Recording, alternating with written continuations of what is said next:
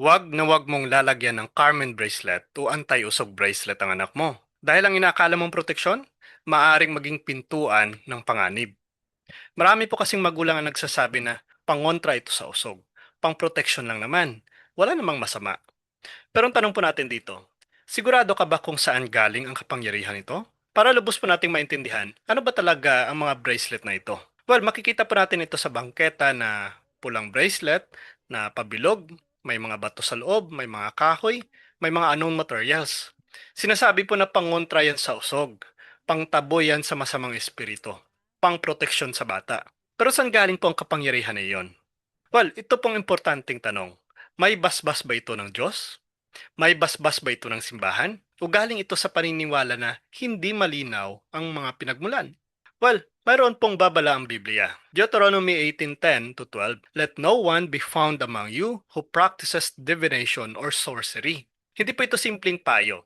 Ito po ay mahigpit na utos ng Diyos. Bakit ganito katindi ang babala? Dahil ang usapin po dito ay hindi lang po practice, kundi pinanggalingan ng kapangyarihan ito. Linawin po natin ito. Kapag gumagamit ka po ng anting-anting, ng charms, ng mga amulets, ng mga pangontra, ang tanong po ay hindi effective ba ito? Kundi ang tanong, saan galing ang kapangyarihan nito? Tandaan po natin ito, dalawang source lang, walang gitna, walang neutral. Galing sa Diyos at galing sa hindi Diyos. Wala pong safe middle ground dito. Ito pong malalim na theological truth. Ang anumang spiritual power na hindi galing sa Diyos ay hindi po banal. At kung hindi po banal, delikado po yan. Sa Katekismo of the Catholic Church, ang simbahan po ay malinaw na nagtuturo. Bawal ang superstition, bawal ang occult practices, bawal ang pag-asa sa objects na walang basbas ng Diyos. Bakit? Dahil ito po ay paglipat ng tiwala mula sa Diyos patungo sa ibang bagay. Now, kung sinasabi mo po na ito ang magpoprotekta sa anak mo, tanungin mo po ang sarili mo, mas nagtitiwala ka ba sa Diyos o sa bracelet? Ito po ang pinakamatinding tanong. Kung hindi ito galing sa Diyos, kanino ito galing? Alam niyo po kung anong totoo? Ito po ang pinakamapanganib na bahagi. Bakit? Dahil hindi po ito halatang masama. Hindi po ito mukhang demonyo. Hindi po ito mukhang ritual. Hindi po ito mukhang occult. Mukha lang itong simpleng bracelet, pangbata, pangproteksyon. Kaya madali pong tanggapin. Pero tandaan po natin ito. Hindi po lahat ng mukhang mabuti ay galing sa Diyos. Sabi nga in 2 Corinthians 11:14, "Even Satan disguises himself as an angel of light." So ibig sabihin po nito, ang kasamaan ay hindi po laging halata. Minsan, ito po ay nakatago sa anyong mabuti. Now, maraming bagay po ang may pinanggalingan sa folk beliefs, animism, cultural superstition, mga unknown spiritual practices. At ang problema po dito, hindi mo alam ang spiritual source. Ito pong malalim na punto. Ang object mismo ay maaaring walang power, pero ang paniniwala at pinagmula nito, maaaring may spiritual attachment. Ito pong dangerous mindset dito. Okay lang yan, wala namang masama. Ito po ang unang hakbang sa deception. Mukhang walang masama na mangyayari. Pero ito pong reality check. Kung hindi mo alam ang pinanggalingan, bakit mo ito ilalagay sa anak mo?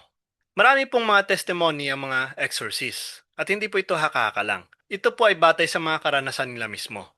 Ano pong sinasabi nila?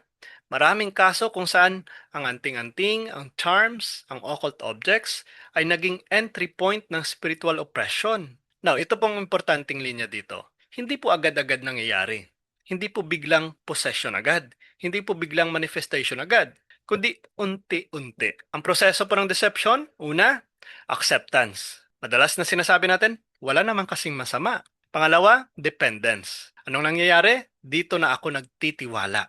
Yan na pong nangyayari. Pangatlo, attachment. Hindi na kasi kayang alisin. At pangapat, influence. Nagkakaroon na ng spiritual effect. Now, ito pong malalim na babala. Ang demonyo ay hindi agresibo agad. Siya ay mapanling lang. Sabi nga in John chapter 8 verse 44, "He is the father of lies." Hindi po siya lalapit na may sungay, lalapit po siya na may mukhang proteksyon. At ano pong mga linya na madalas na ginagamit sa panliling lang? Para sa bata lang yan, pangontra lang yan, tradisyon lang yan.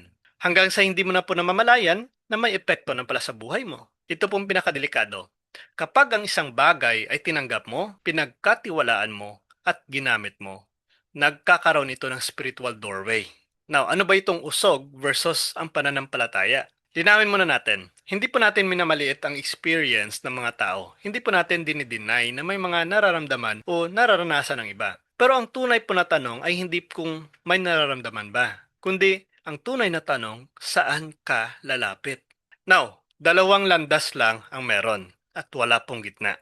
Una, ang option 1, ang superstition. Dito na madalas gumagamit ng mga bracelet, anting-anting, usog, remedies, mga anong source, mga mukhang harmless, mga mukhang traditional, mukhang nakasanayan. Pero ang problema po dito, wala po itong malinaw na pinanggalingan sa Diyos. Now ito pong malalim na punto. Kapag ang isang bagay ay hindi galing sa Diyos, hindi itinuro ng simbahan, hindi nabasbasan, hindi po ito dapat maging base ng tiwala. Pangalawang option po, sa Diyos. Dito na po tayo nananalangin, may blessing, may sacraments, may sacramentals. Ito po, malinaw ang source. May basbas, may grace na galing mismo sa Diyos. Now, kung ang anak mo ay may sakit, saan ka lalapit? Sa bagay na hindi mo alam ang pinanggalingan? O sa Diyos na lumikha sa Kanya? Hindi mo po pwedeng pagsabayin ang tiwala sa Diyos at tiwala sa superstition dahil magkaiba pong pinanggalingan. Maliwanag po yan. Kaya kapag may panganib ang anak mo, kanino mo siya ipagkakatiwala? Nasa sa inyo na pong sagot. Now, saan manggagaling ang tunay na proteksyon? Kung hindi sa mga occult object na yan, saan manggagaling? Linawin po natin ito. Hindi po yan sa bracelet ang proteksyon. Ang tunay na proteksyon ay baptism. Dito po nagsisimula ang spiritual protection. Sa binyag po, nalilinis ang kasalanan, nagiging anak ng Diyos ang bata, pinapasok sa simbahan. Pangunang depensa laban sa kasamaan. Kaya pabinyagan niyo po ang anak niyo. Huwag niyong ipagkatiwala sa mga bracelet na yan. Pangalawa, ang holy water. Hindi po ito superstition. Ito po ay blessed sacramental. Kapag ginamit ng may pananampalataya, naku po, nagpapaalala ng binyag, nagbibigay ng proteksyon, nagtataboy ng masama. Sunod po dito ang sign of the cross. Simple lang pero powerful. Ito po ay declaration ng authority ni Kristo. Sunod po ang prayer. Ito po ang pinakamalakas. Hindi po object ang ginagamit, kundi direktang relasyon sa Diyos. Sunod po ang blessing ng pari. Hindi po ito ordinaryo. Ito po ay authority na galing kay Kristo. Sabi nga in Psalms 127:3, children are a gift from the Lord. Kung ang bata ay galing sa Diyos, siya ang tunay na tagapangalaga nito. Now, ito pong malalim na katotohanan. Hindi mo po kailangan na maghanap ng ibang proteksyon kung kumakapit ka lang sa Diyos. Now, ito pong madalas na ikinakagulat ng mga magulang. May mga kwento po na nakakakita na ang bata, may nararamdaman ng bata, parang may kausap na yung bata. At ang iba ay sinasabi na, nako, gift yan. Third eye yan. Linawin po natin ito. Hindi po ito dapat i-romanticize. Hindi po ito dapat gawing normal. Dahil ito po ay maaring spiritual disturbance. Bakit delikado? Dahil ang bata ay inosente, bukas, walang depensa. Kaya mas madali silang maapektuhan. Ito pong malalim na punto. Hindi po lahat ng nakakakita ay galing sa Diyos. Ang Diyos ay hindi nagdudulot ng takot, ng confusion, ng disturbance. Kaya importante po ang discernment. Kung may kakaibang nangyayari, hindi po ito dapat i-celebrate, kundi i-address spiritually. Ilapit natin sa mga exorcist. Now, bilang magulang, anong dapat natin gawin? Kung may ganitong sitwasyon ang anak mo, huwag magpanik, pero huwag din baliwalain. Una, alisin agad ang object. Ang bracelet na yan, ang anting-anting man, o anumang unknown source. Huwag itong itago. Huwag itong i-keep, no? Just in case na kung kailangan gagamitin pa rin. Tanggalin po ito totally. Now, mayroon po tayong proper prayer ng disposal ng mga occult object or idalhin natin sa simbahan o sa exorcist. Sila na mismo ang gagawa ng pagsira ng mga object na ito. Pangalawa, ipagdasal pong bata. Step 2 po, ipagdasal ang bata. Simple prayer, sign of the cross, holy water, hindi po kailangan na komplikado. Kailangan lang may pananampalataya ka. Pangatlo po, humingi ng blessing. I-bless ang bata, i-bless ang bahay, ay talagang ang tunay po na spiritual protection. Pangapat po, lumapit sa pari kung kinakailangan. Kung may persistent na nangyayari, huwag pong mag-self-diagnose. Lumapit sa legitimate authority ng simbahan. Kaya ka-curious, huwag po itong baliwalain. Huwag po itong gawing biro. Huwag po itong gawing normal. Ang problema po dito ay hindi po bracelet. Ito po ay saan ka nagtitiwala. Sa Diyos ba? O sa bagay na hindi mo alam ang pinanggalingan. Hindi po lahat ng proteksyon ay ligtas. Minsan po, ang inaakala mong proteksyon ay nagiging pintuan ng panganib. Kung mahal mo po ang anak mo, huwag mo siyang ilagay sa hindi mo naiintindihan. Kung gusto mo siyang protektahan, ilapit mo siya sa Diyos. Dahil ang tunay po ng proteksyon, hindi po galing sa bracelet, kundi kay Kristo. Kaya huwag mo pong ipagpalit ang proteksyon ng Diyos sa mga bagay na hindi mo alam kung saan galing.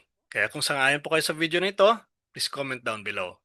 I only trust to Jesus. Please like and share at supportahan pa natin ang ating YouTube channel. Ang link po ay nasa description. God bless po sa ating lahat.